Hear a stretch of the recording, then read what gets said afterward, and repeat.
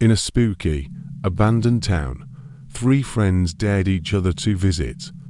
The town was quiet, like nobody lived there anymore. They followed a sign up a creepy hill and found a giant, old tree with branches like bony fingers. As night came, things got scary. The wind whispered strange words, and they found a hidden hole under the tree. Sarah, the brave one, wanted to open it. Maya, the careful one, was scared, but Sarah wouldn't listen.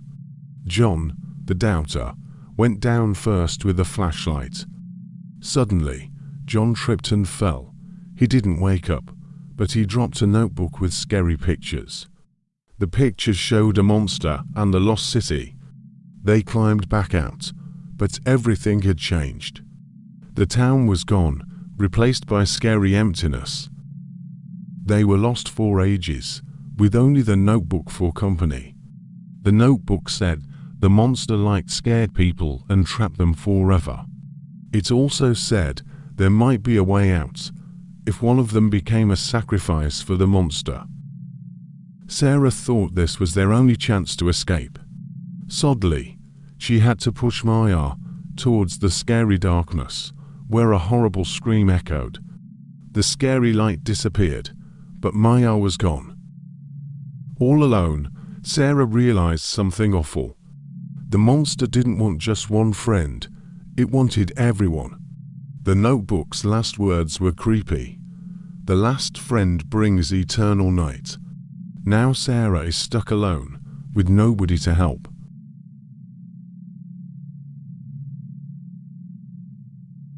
My old friend Samuel and I are 19 years old now.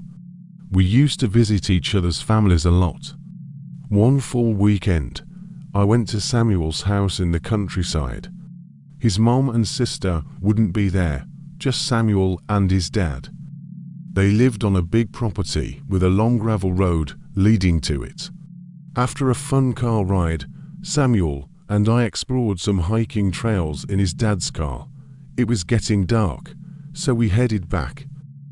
On the way, we saw an abandoned building that looked like a church with a cornfield next to it. Samuel suggested checking it out later on bikes. That night, we grabbed some flashlights and rode bikes to the church. It was dark and spooky. We peeked inside through a window and saw something strange on a bench, a figure hunched over. Samuel thought it was a mannequin, but I wasn't so sure. We walked around the church, shining our flashlights through the windows. When we got to the other side, the figure was gone. Suddenly, we saw a man standing inside the church, staring back at us. We were scared and ran away to find our bikes, but they were gone. We hid in the cornfield, hearing noises and feeling very scared. Finally, Samuel called his dad to pick us up. Samuel's dad was more concerned about us being out so late than anything else. The next day, we went back with Samuel's dad and found the bikes where we left them, hidden in the cornfield the night before. We also saw someone disappear from a window when they saw us. Samuel's dad decided to mention it to the local sheriff, just to be safe. Dr. Martin, a young doctor fresh out of school, arrived for his social service duty in a small town. The clinic was in an old building that used to be a farm. The previous doctor warned him about strange noises at night, but Martin didn't believe him. That night, spooky sounds echoed from the upstairs floor. Footsteps thumped like children playing, and things scraped on the ceiling. Martin tried to ignore it, but the noises grew worse.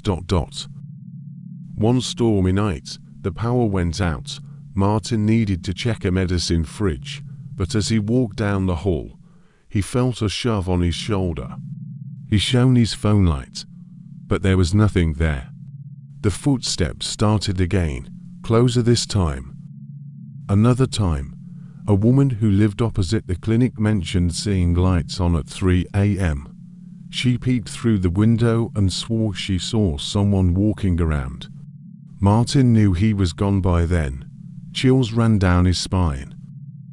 The scariest thing happened during a routine checkup with a young boy.